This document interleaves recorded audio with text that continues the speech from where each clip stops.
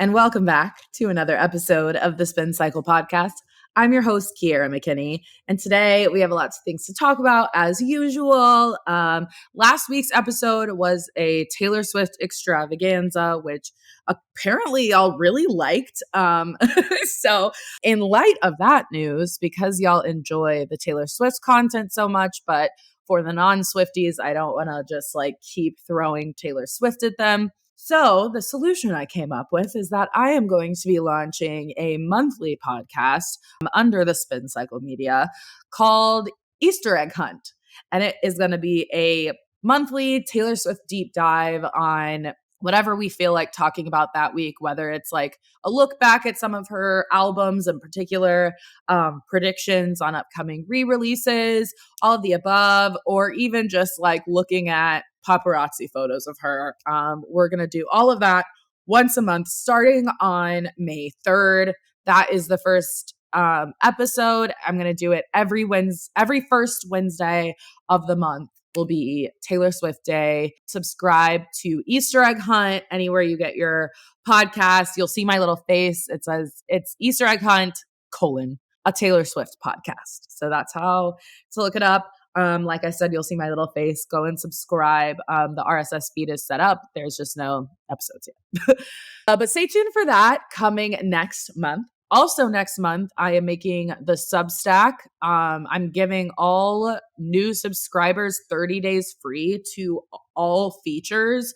So you get the deep dives, the Scandal Watch, the weekly newsletter, all those things, in addition to what you get with the non-paid subscription, which is just the spur of the moment, my off the dome, has nothing to do with anything else going on in the zeitgeist, random blasts.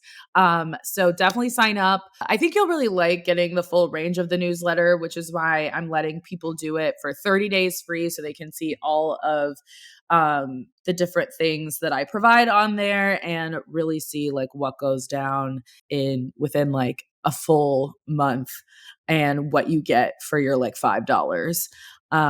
So yeah, go ahead and sign up for that starting May 1st. And then keep a lookout for the Easter Egg Hunt podcast coming May 3rd. Also, don't forget to go peruse our new merch shop, which you can find in the show notes or the link in bio on our Instagram. It's the spincyclemerch.myshopify.com, I believe. So definitely go check out our most recent meme drop for the spring. I'm already working on the summer launch and the designs that are going to come out with that one. That one, I'll go ahead and tell you the theme of. It's like an it girl drop. So it's similar types of merchandise as this first drop that is all surrounding memeable moments from 2023 so far. Basically, this is going to be it girl vibes. So yeah, stay tuned for that, but go check out what is already available on the merch site that will be available through the next drop. And that's basically what I'm going to be doing. Every design will be available for its drop and then the next launches drop, and then it'll kind of fall off the catalog as I reintroduce more and more designs. So that's kind of how the merch store is going to work. But yeah. Anyway, on to the fun stuff. Enough housekeeping. God, Kiara, stop talking. So some fun stuff that is kind of internet and celebrity crossover that happened this week. Anthony Bass, who apparently plays for the Blue Jays, I wouldn't know, tweeted on April 16th that a flight attendant on United made his 22-week pregnant wife traveling with a 5-year-old and 2-year-old get on her hands and knees to pick up the popcorn mess made by my youngest daughter. Are you kidding me? He says. And this sparked a lot of debate online. Pretty much unanimously across the board, every user was bro, your wife can pick up popcorn, or realistically, your wife should make the 5-year-old pick up the popcorn because the 5-year-old should understand that she is leaving a mess behind for somebody else to clean up. And she thinks it's okay to do that. And you are reinforcing that by this whole thing. So it kind of sparked a whole parenting debate and whatnot. And people on Twitter were going off. For example, I wrote about this on the Substack this week. and some funny replies. An actor named Michael Park responded, "Hey, Anthony, just spitballing here. As a father of 3 grown adult children, may I suggest that the 5 and 2-year-old help clean up the mess made as a teaching moment of personal responsibility? You can thank me later. Also, hashtag go Yanks." A sports commentator named John Kincaid replied, "Personal accountability and responsibility is a great lesson at any age." So that's interesting. Here's the weird thing. So Anthony Bass is married to a woman named formerly Sydney James Bass. And Sydney James Bass happens to be Jessie James Decker's sister. Now, if you've been following the spin cycle on Instagram for a while, I have touched on Jessie James Decker a couple of times. It's come to my attention in the past like year and a half-ish that people on the internet just generally really don't like her. And I couldn't really figure out why at first. She has like 2 songs I've ever heard. She's like a country singer, but she married Eric Decker, and that's kind of really what like made her super famous because he's so hot. that so a lot of people, I think a lot of girls like followed him on Instagram, and then he started dating this country singer. So then she kind of gained some fans just because people thought that he was hot. He was like an okay player for like the Denver Broncos. He was fine, but he retired. They have 3 children, and people, like I said, really don't like Jessie. And I've been slowly kind of deep diving on this for a long time, but it's kind of blurry. It's not very black and white. So it's taken some time for me to really like figure it all out and piece it all together. But Popcorn Gate, which happened last week, is something that I think like does kind of a good job of showcasing why people don't like this family. So after this whole Twitter thing goes down, he doubles down for about like 24 to 36 hours, and he's fighting with people on Twitter, fighting for his absolute life in those Twitter replies. And the mainstream media, like publications, start to pick it up and start to write about it. And that's kind of like the detrimental thing here, is that it got to mainstream news, it got past Twitter, and it got all the way to like all of the mainstream news outlets, including like People and Us Weekly. And of course, Jessie herself definitely fueled this fire because she immediately stepped in on her Instagram stories. She was recording her sister talking about how United gave her the popcorn, as if that like makes a difference. I'm guessing there were a lot of people in the replies who were like, why would you give a child that small popcorn? But I think the fact that it's popcorn is kind of a moot point. I think the point of this whole debate is like, whose responsibility is it to clean up after your kids? And the fact that she really feels like it's not her, and her husband agrees, her sister agrees, is just kind of crazy. But if you don't know this, Jessie James Decker and her family have this giant subreddit dedicated to them, and it's called JJD and Family. I have like spent some time lurking on there because it puts a lot of the like online backlash, I think, in perspective, and went into a lot of stuff I wouldn't have ever known about. There are some like murmurs here and there in Us Weekly and People and E! News and Entertainment Tonight and all of those like reputable sources that kind of allude to all these things. But really, Reddit is the only place that's like compiled them all together. And essentially what I've learned from lurking on that sub for like 6 months and never commenting anything because I just like can't keep up with the chaos is essentially it seems as though after Jessie and Eric got married in 2013, that they kind of cut off relationships with his side of the family and only do things with hers, things like that, kind of like typical things that people complain about when people get married, I think. But then there's all this drama with the brother. So we have Sydney and Jessie. Sydney is the wife of this Blue Jays player. She is in the middle of Popcorn Gate. She's the one whose children she was made to clean up after. And she felt, quote, humiliated by having to clean up after her kids. So there's Jessie and Sydney, and then there's also a brother named John. John is an interesting character. He goes on a lot of like strange rants on the internet. However, there was a point in time between like 2017 and 2022, which is a crazy long time, like 5 years, that Sydney and Jessie and their mother, Karen, did not speak to John and his wife, Allie. I guess they like went to their wedding, but it was tense. And then they like didn't acknowledge the birth of his first child for a long time.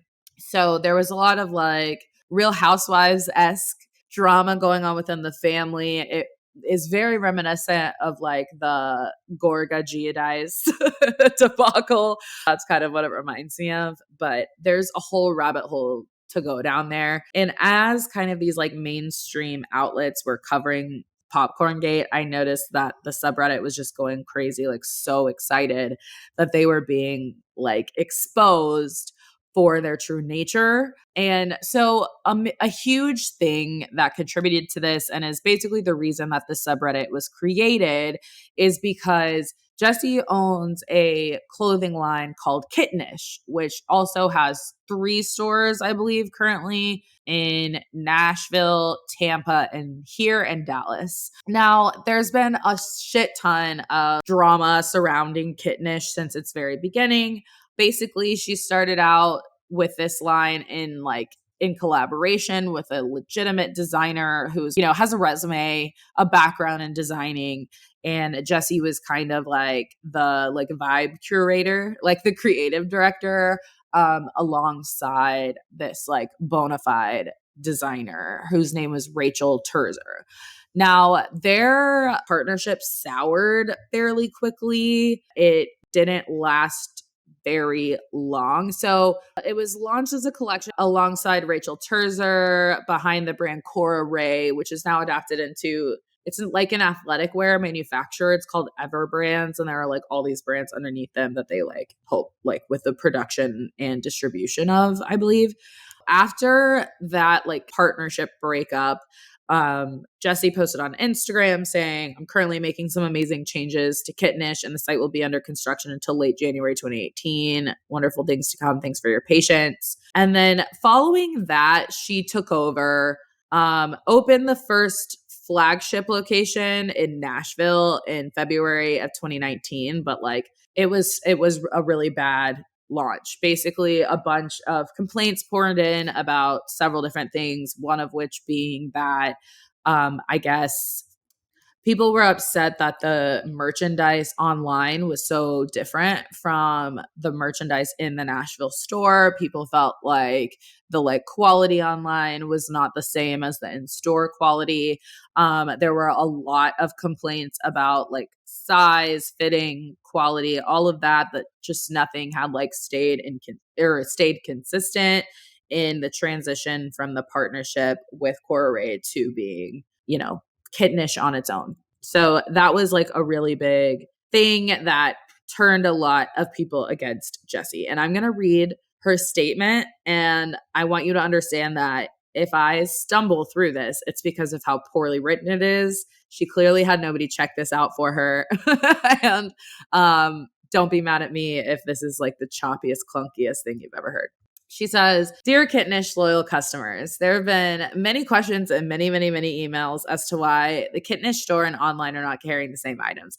First off, I apologize from the bottom of my heart that these items have not been available to you online. When I opened the store in mid-February, I never knew how much y'all would love these items you were seeing in store and on the Kittenish Nashville Instagram.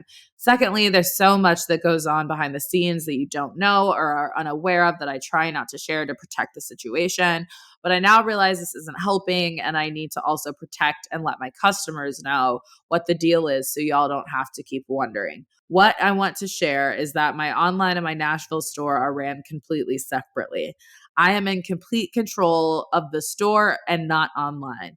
I should have explained this a long time ago, so everyone understood that I wasn't ignoring my online Kittenish customers and that this has been out of my hands. Moving forward in the future, I am taking full control of online so that everything will be cohesive and there will not be such a disconnect from the store and online anymore. I apologize 100 times for the inconvenience of this, but also want to thank y'all for having so much passion for my brand. every business owner knows that in the beginning, there are so many ups and downs and kinks that get worked out to learn from and make a company successful. The success of Kittenish has been so huge and the growth has been so strong that there have been times where I simply have just been unable to keep up.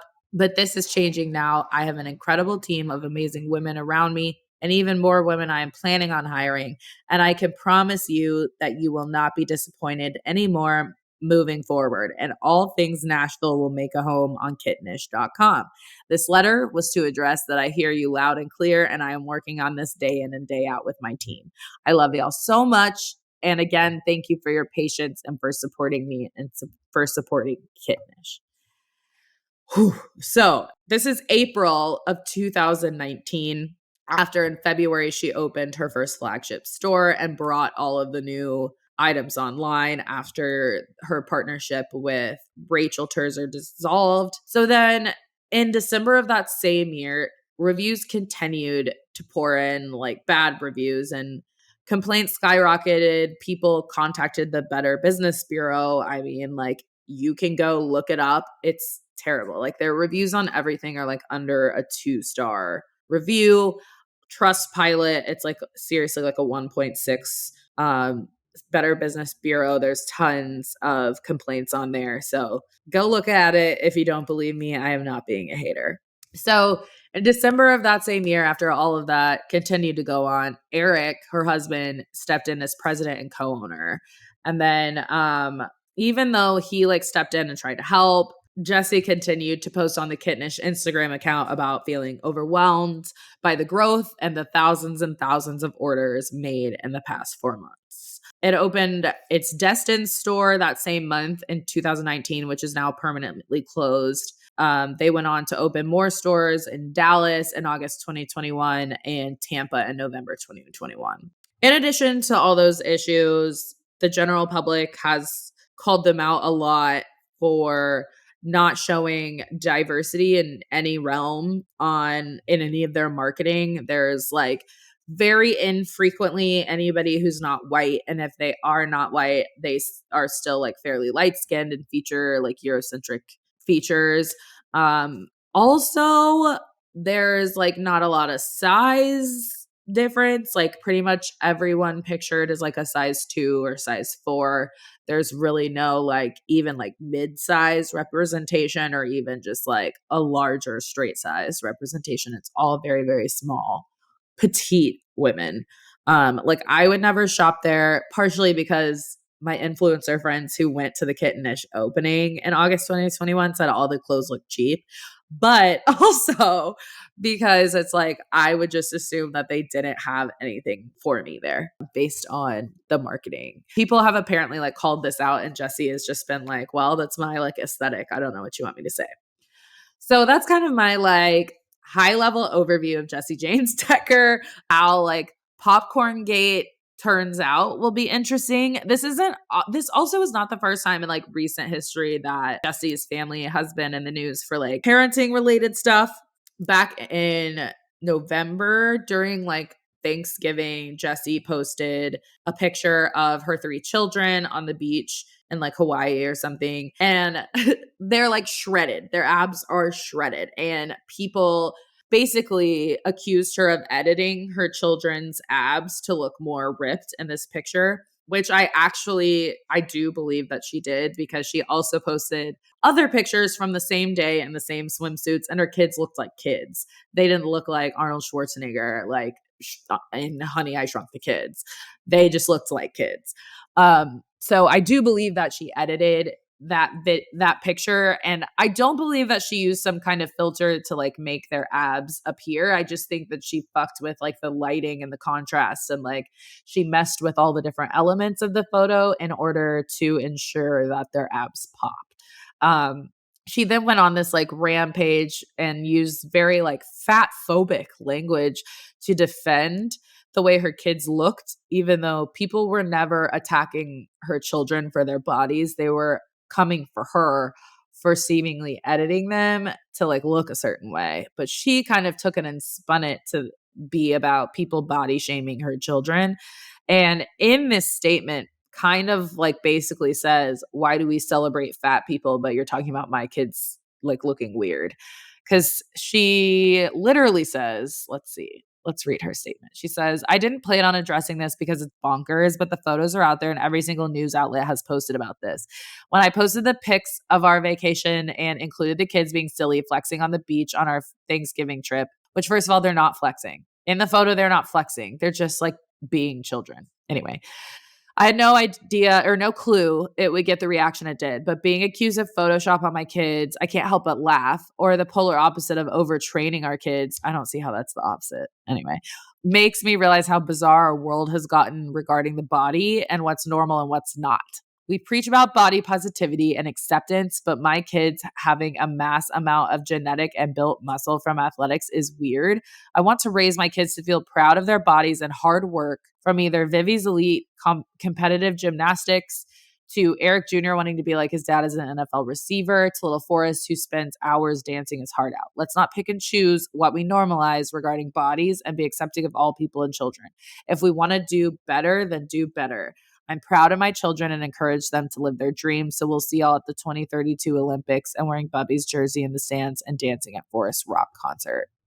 Which on one hand, it's like, yes, obviously, like it's fine to be like, my children are highly active. I did not Photoshop my kids to have abs on them, even though that isn't really what I think she did. Again, I think that she just like messed with the lighting to really make the abs go like be in your face.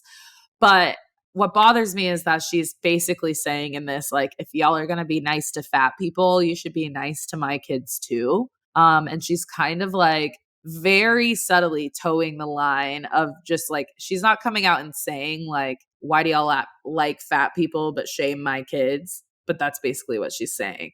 And she doesn't understand that people aren't shaming her children, they're shaming her. I don't think that she like gets that people are like, hey, like maybe stop caring so much about your children's body types. They're like under 10. And she's like, I want my kids to be proud of their bodies from their hard work. And I'm like, oh, as somebody who has had an eating disorder and then has also had to lose weight after recovering from the eating disorder and my hormones fucked me up, like actually fuck that, Jessie. Like maybe teach your kids to love their bodies for what they can do and not how they look. How about that? So Coachella is officially over now. We've had both weekends, and the first weekend seemed to be a lot more eventful than the second weekend. Obviously, Frank Ocean pulled out of the headlining weekend too at the last minute, which promoted Blink-182 basically to be able to take over the headlining position. He also, before his first performance, on the first weekend, the man literally like decided to change his entire set like right before. And part of the reason that he was late is because he had this huge like ice rink that and like professional ice skaters to perform on during his set. And then he just decided he didn't want to do it anymore and made everybody like melt it down. And then I guess like the ice skaters had to just like walk around on the stage, which as a dancer, if I was hired for something and they were like, never mind, you're not going to dance anymore, you're just going to walk around, I would be like, goodbye. Like, I don't know how he had anybody there left, but he was like such a diva. And I guess that like people are saying he has mental health issues, and I'm sure that that's true, but like it's your job, you know, like I don't mean to sound like you're like super Republican uncle right now at Thanksgiving, but it is so annoying to me the way that like when women perform, it's like, give us the outfit, give us the set, give us the like the best mashup you've ever heard. I want production value. I want dancers. I want glitter. I want confetti. I want aerial dancers. I want trapeze artists. Like you want the standard we have for female performers is so much higher than that of their male counterparts. But then not only that, but then when our male counterparts, you know, like don't deliver, when they fail, when they whatever, they don't have to answer for it in the same way women do. Remember when Adele like postponed her Vegas residency because she was like, it's not ready, and she was like crying and all this stuff. And then people were like, she's so privileged. But then we turn around and Frank Ocean does this like the day of, doesn't make some kind of tearful plea to his fans, just this kind of like, fuck y'all, I don't care. And then screws Coachella. Well, really, Coachella's like event production company, which is called Gold something. I can't think of what it is right now. But the production company that throws Coachella is going to eat millions of dollars, seven figure loss because of him not only pulling out and like the production costs for that, but just because he changed his mind after the first one. I mean, they've eaten so much money from his like, the production that was supposed to take place and then just like got canceled last minute. That's like canceling like a wedding the day of. You have to pay for it still. Like, sorry that your life is ending or whatever, but like at the end of the day, these are people's jobs. And that's the other thing, is that he's not just screwing over like, millionaires and billionaires and whatever. He's screwing over the little guy. He's screwing over these ice skaters. He's screwing over like anybody else involved in the set production design, all of that. He is screwing over a bunch of people who make, $80,000 a year. He's also screwing over ticket purchasers, which, yes, there are a lot of influencers there for free. Yes, there are a lot of rich ass celebrities there, but there's also a lot of 19, 20, 21, 22, 23, 24, 25 year olds who have been saving up to see him, drove across the country maybe to see him, and paid a shit ton of money that they probably don't have. And for what? So whatever, Frank Ocean, like if you have mental health issues, we're adults and it's still our responsibility to get help for those issues. So maybe don't agree to headline Coachella and then decide that you don't want to headline Coachella the weekend of. Like, it's one thing to back out, it's one thing to pull out, it's one thing to cancel. I get it. But there is absolutely no reason that it should be the day of or like the week of. There's no reason unless somebody died. Sue me. Anyway, there's been a lot of stuff going on at Coachella besides that. Bad Bunny's set the first weekend was interesting, I guess. Miss Kendall Jenner was there with him. They were pictured together a whole lot, including canoodling, etc., etc. But what I thought was particularly fascinating is that during his set in Spanish, he essentially was like, I'm not necessarily dating anybody, so don't be mad at me. He says, I want to humbly say that sometimes people think they really know what's going on in the private lives of famous people, and that's not true. They have no idea. They don't know how we feel or what we think or how we really live. A lot is said on social media and in the press, but they can never, ever know what's truly behind someone's heart. So unless something comes out of my mouth, don't believe it. Those who actually want to get to know me as a person, you're invited to my crib. Who wants to come? So he says that during his set in Spanish while Kendall is there like front and center at his set supporting him. And then they're like canoodling before and after. So I'm very confused by this whole tactic. And this also goes back to what I said about, I do not think that this is a PR relationship because it's not good PR for Benito. So this is kind of like what I mean by that. I think the PR stunt really is going to be him being like, no, it's just casual. No, it's just casual. And then like someday they're going to end up married. Basically like Hailey Bieber and Justin Bieber. They're going to be like, we're not dating. We're not dating. We're not dating. Actually, we're engaged.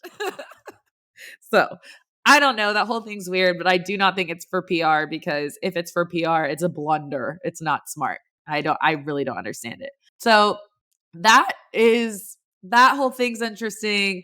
Corey Gamble and Kris Jenner rolled up to Coachella this weekend with Jeff Bezos and that Sanchez lady whose first name I can't think of right now. I want to say it's like Jennifer, but that's just what I think. I think every woman who is not Black over the age of 35 is named Jennifer, pretty much. So I don't know if that's really her name. Something Sanchez.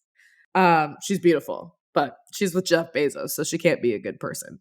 Also, some weird Coachella couple news is I guess Camila Cabello and Shawn Mendes are back together, or are at least hooking up again, seeing each other again, whatever.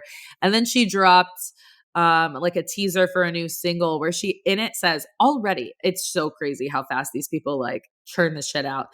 Um, her lyrics to in her new song say something to the effect of "Are you coming to Coachella? If you do, it'll be all I think about." And then they were like seen at Coachella right before she released that teaser, and they were like making out and stuff and holding hands. And that's always this. Okay. Coachella is always the weekend. Coachella and then the Met Gala back. I love that they're so close together because it's basically couples will be like, hey, we're teasing the fact that we're a thing at Coachella. And then the Met Gala will show you like if they walk the red carpet together. And then if they walk the red carpet together, it means they're together. So I think that people like strategize when it comes to Coachella and the Met Gala to like hard launch, soft launch relationships. It's like the ultimate time of year to do it. So yeah, it'll be interesting to see if Shawn and Camilla show up at all and if they show up together. Shawn usually goes. I actually don't know about Camilla. I don't really keep up with her as much. Allegedly, Hailey Bieber is not going to go to the Met Gala. Which I kind of don't believe her. She and Justin were at Coachella.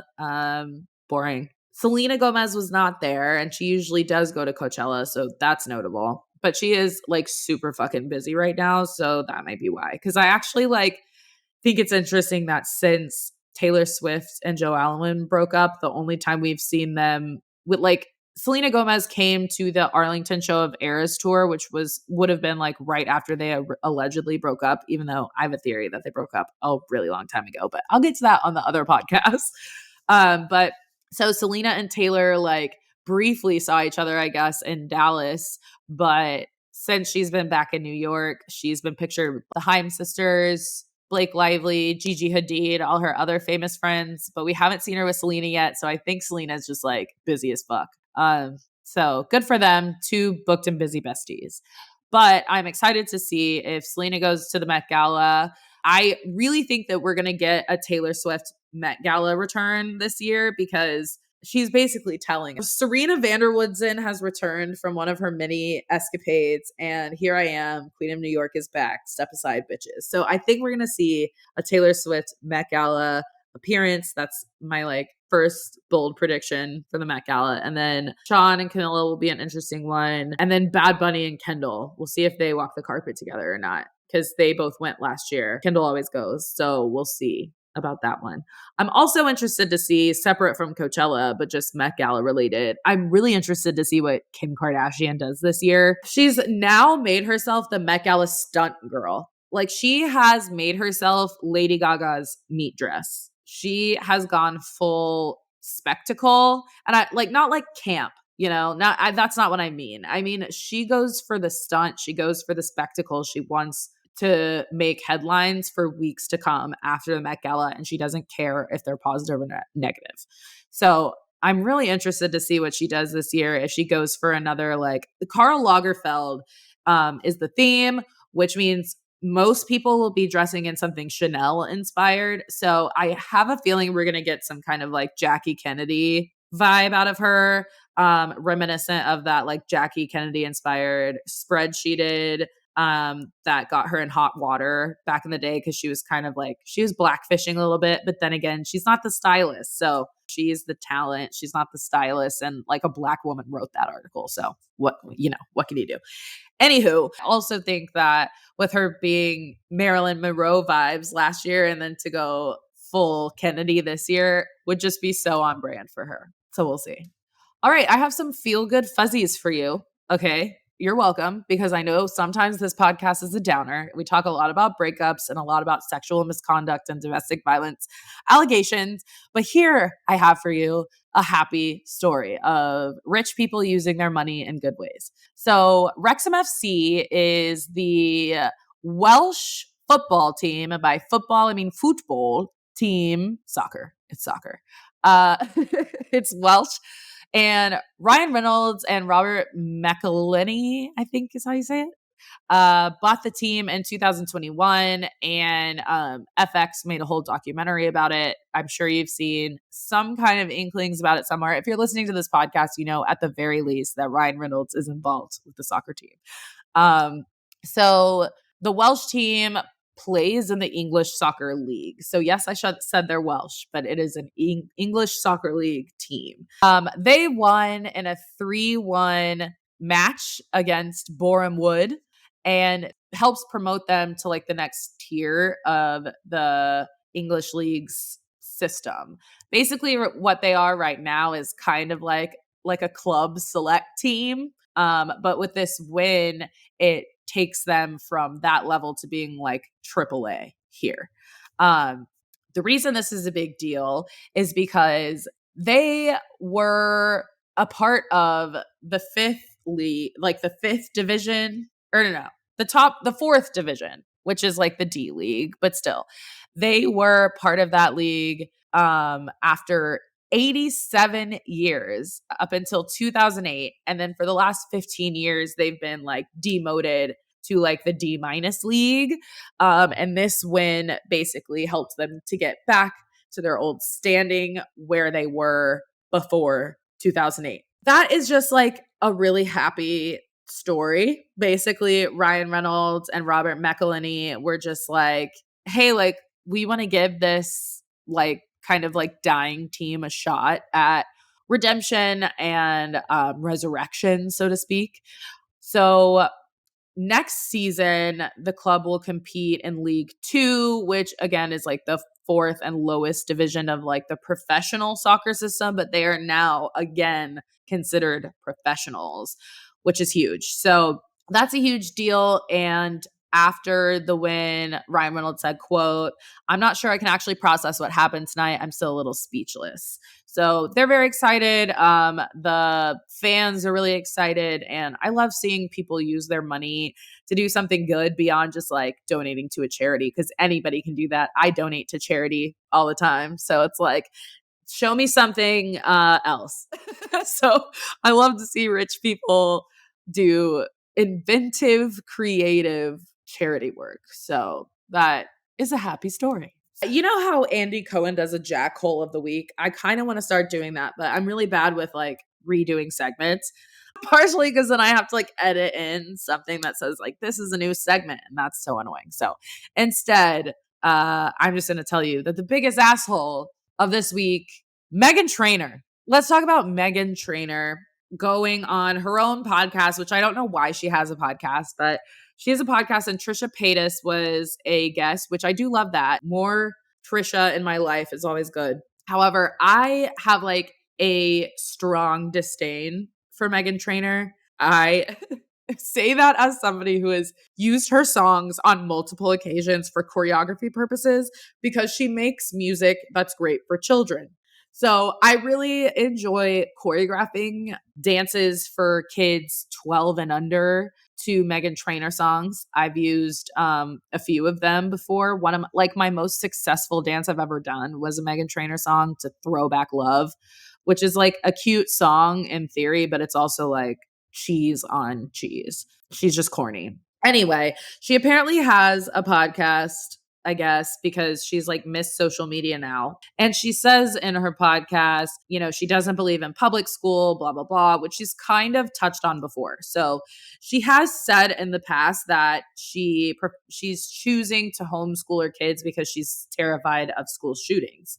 Knowing that, the fact that she then went on this podcast and said that, you know, she has basically no respect for public school and fuck teachers, she said. She literally said, fuck teachers, which I just find to be insane.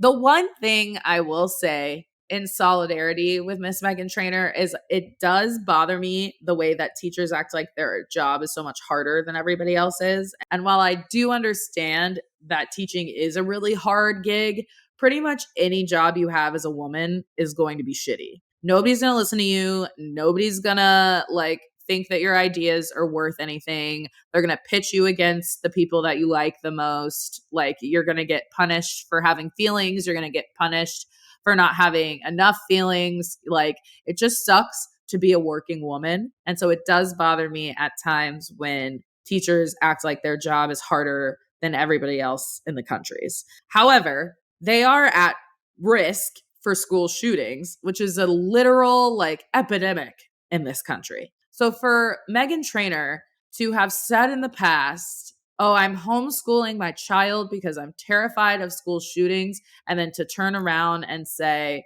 fuck teachers, is absolutely bananas. Like, I just, whatever. This lady, this privileged white lady who has, for some reason, so much money, even though I do recognize that she, much like Ed Sheeran, do a lot of songwriting for other artists. And that is something I can respect. However, I don't like her acting like this whole, giant demographic, which probably plays her music in their classrooms, because again, it's kid friendly. The fact that she's like, fuck what you've wanted to do for your whole life, because most teachers I know are people who have dreamt of becoming teachers their whole life. They have wanted to inspire and educate and instill greatness in the next generation. And for her, who just is deciding to do everything herself at home, which, do you really think she's going to be the one homeschooling her children, or do you think she's going to hire somebody else to do so? Do you think she's going to tell that lady, fuck you? And yes, I say lady because the majority of teachers are women.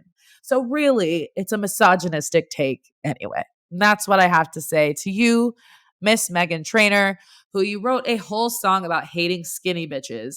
And now you're going on your own podcast and being like, I hate skinny bitches and teachers. Okay, who's going to listen to your music? Who's left?